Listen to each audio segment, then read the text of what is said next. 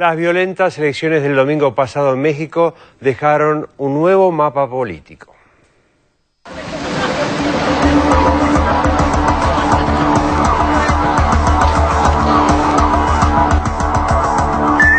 Teñidas de sangre, las elecciones regionales del pasado 4 de julio en México definieron un nuevo mapa político que anticipa el gran duelo de 2012, los comicios presidenciales. De los 12 gobiernos estaduales en juego, el opositor Partido Revolucionario Institucional ganó 9. En apariencia, una victoria aplastante. El histórico partido que decidió el destino de los mexicanos durante más de 70 años había vaticinado un resultado que pondría a la gestión de Felipe Calderón contra las cuerdas. Sin embargo, lo obtenido no estuvo por completo a la altura de las expectativas. El PRI sí logró mantener su hegemonía en 6 estados y obtuvo el triunfo en otros 3, Aguascalientes, Tlaxcala y Zacatecas. Pero al perder 3 baluartes que creía asegurados, Oaxaca, Puebla y Sinaloa, estados que representan el 11% del padrón electoral del país, redujo de forma considerable su caudal de votantes, visiblemente perjudicado por la percepción generalizada de que, como partido, aún conserva las prácticas corruptas y autoritarias que lo identificaron durante buena parte de su estadía en el poder. La fuerza gobernante tampoco obtuvo resultados exultantes.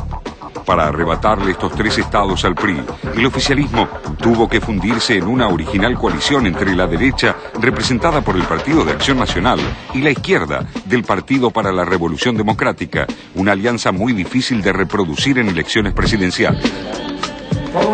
4 años después de que acariciara el poder con la candidatura de Andrés López Obrador, el Partido para la Revolución Democrática está sumido en una disputa interna entre el sector más izquierdista de López Obrador y un grupo más posibilista impulsado por su presidente, Jesús Ortega, artífice de la alianza con la derecha.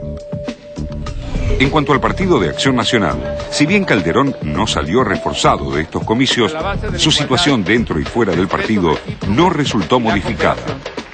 Felipe Calderón continúa siendo un presidente débil y cuestionado, sin mucho respaldo dentro del espacio político que lo llevó a la presidencia.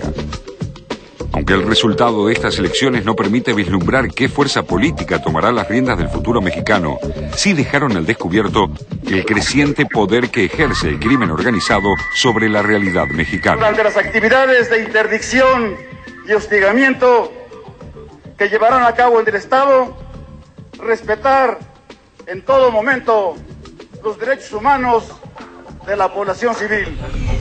El asesinato de Rodolfo Torre Cantú, un candidato del PRI al gobierno del estado de Tamaulipas, una semana antes de los comicios regionales, provocó una inédita conmoción en la ciudadanía, harta de convivir cotidianamente con altos niveles de una violencia que se volvió crónica. No hay una clara intención, ni la más mínima, de solucionar la problemática en la ciudad, ni para las mujeres, porque tenemos más de 20 años o 15 años de feminicidio donde no se ha resuelto ningún caso.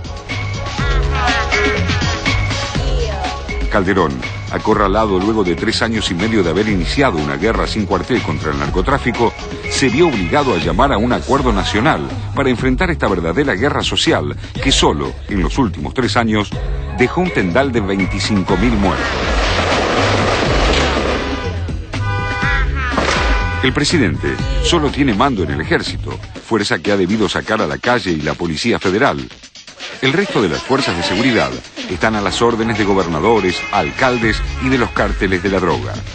Pero si pensamos en retirar 5.000 elementos del ejército que están operando comunidades del ejército, si pensamos en retirar otros 1.500 que están trabajando como policías municipales, porque el ayuntamiento tiene ese problema de falta de policías municipales, y si retiramos 2.500 policías federales, yo creo que eso no va a arreglar.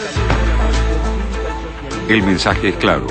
El crimen organizado no solo puede influir en las candidaturas al punto de quitar del medio a un eventual gobernante, sino que su poderío ha logrado sustituir al Estado actuando como juez y benefactor y ocupando espacios de prestigio social. Más que resultados electorales, los mexicanos esperan que sus gobernantes, unidos o separados, puedan poner fin al imperio de la sangre.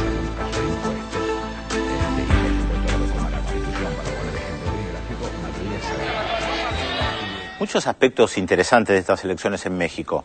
la violencia, la cantidad de muertos a raíz de los enfrentamientos entre el ejército, los narcos, las peleas entre diversos grupos de narcos, el asesinato de un candidato a gobernador, que en México toda la prensa señalaba, los analistas también, que fue el asesinato político más importante después del asesinato de Colosio, ¿se acuerdan? El candidato del PRI. Y lo que también me llamó mucho la atención es esta alianza que se tejió en algunas zonas entre el PAN de derecha y el PRD de izquierda para desbancar al PRI. En términos políticos me parece que esa es la más interesante, que como decimos en el informe va a ser difícil de reproducir en términos presidenciales. Exactamente. Pero que en cuestiones legislativas hayan decidido unirse justamente el oficialismo con el PRD, si bien es con una línea que no es la línea de López Obrador. ¿Se acuerdan que López Obrador había denunciado fraude en la elección, que lo dejó afuera, que lo peleó largamente?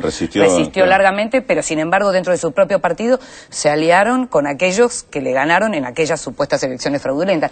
Así que en términos políticos eso fue muy significativo. Y habrá que leer también qué significa esto para el PRI, ¿no? Después de después de 70 años en el gobierno, más o menos, ¿no? Sí. Dos periodos afuera y esta vuelta justamente con este tipo de alianzas. ¿Será también una revisión de su historia, de su línea política? Eso me parece que... Hay que ver, porque el PRI perdió el poder hace casi 10 años, ahora este fin de año se cumplen 10 años, pero en algunos lugares seguía gobernando, o sea, está gobernando hace 80.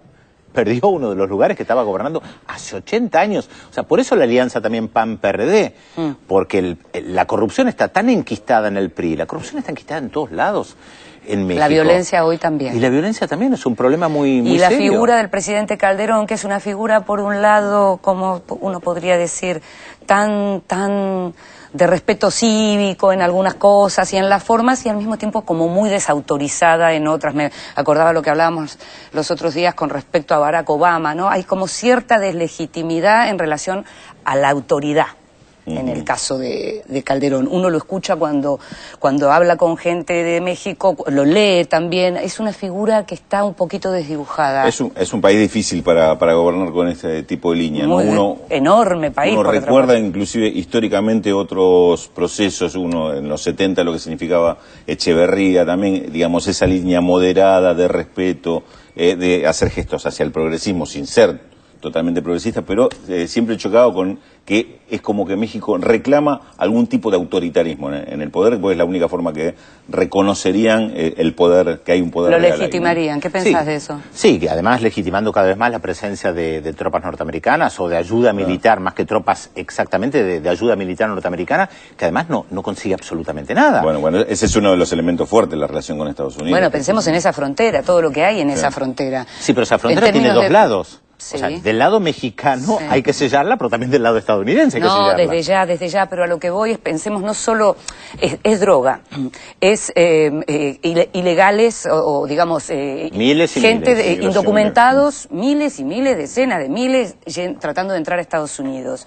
Es crímenes de mujeres. Violencia absoluta con la cuestión de trata de blancas y demás. Digo, es una frontera calentísima y en donde hay todavía mucho por hacer y en donde... ¿Quién interviene ahí? ¿Cómo se llega hasta ahí en un país de esas dimensiones? ¿De qué manera se llega si además los propios estados están como cooptados también por lo que tiene que ver con los cárteles y con la violencia? Es muy complicado. A mí me llama la atención cómo se sigue apelando a la ayuda de Estados Unidos para luchar en contra del narcotráfico, cuando esto ha quedado demostrado que no sirve. Estados Unidos implementó el Plan Colombia para Colombia y no tuvo resultados positivos. En México los resultados han sido desastrosos y ahora el gobierno de Costa Rica también está llamando a 7.000 soldados para que vengan, no todos al mismo tiempo, pero buques de guerra, aviones, helicópteros y soldados para que vengan a luchar contra el narcotráfico. Pero que vos te acuerdas, están muy lejos de Dios. Bueno, en el caso de México, pero demasiado cerca de Estados Unidos, el viejo lema. Claro, sí, tal cual. Sí, las presiones norteamericanas son feroces. Son las presiones y son, quién sabe, los manotazos desesperados también, ¿no? Porque no me parece que sea solamente Estados Unidos queriendo meterse. Lo llaman, ¿eh? No, por supuesto, sí. No, es como decía recién Pedro, aludiendo al tema de la guerra contra el narcotráfico, la droga. en ese tipo de cosas no se engaña a nadie. Si lo llaman, lo utilizan como excusa, de un lado y del otro lo están utilizando también. Ahí estamos. Ahora, en relación a la cuestión... Lo veíamos un informe la semana pasada, creo que hicimos sobre el anterior. Sobre el tema en términos del narco, de la violencia y demás, es como si se hubiera trasladado desde Colombia a México el escenario, ¿no? Hay un escenario muy similar, sin la cuestión de la guerrilla, pero lo que pasa en es que términos del narco... uno es productor y el otro es el que comercializa la droga, básicamente. Claro, pero me refiero a lo que son las noticias, a lo que son los escenarios que vemos permanentemente de asesinatos múltiples. Esa cosa espantosa, además, que se está viendo en México ahora, que hay crímenes tremendos, matan a 10, 20 tipos directamente en los centros de rehabilitación, porque se supone que es ahí donde están también aquellos que están en deuda, ¿no? Que se esconden ahí, ¿no? Es una cosa, un escenario... Cortando cabezas, además, literalmente. Literalmente, eso es lo que aparece... Aterra mucho, bueno, como para no meter miedo si te tiran... No solamente un y entonces volvemos a la figura del presidente Calderón, con su manera de hablar tan tranquila, que pareció haber tenido además un dominio de la situación, si bien fue cuestionado el año pasado cuando fue el episodio de la gripe A y demás, parecía, ¿no? Sí, que lo manejaba en términos sociales, y sin embargo hay aristas que todavía lo ponen como muy cuestionado, ¿no? Tal cual.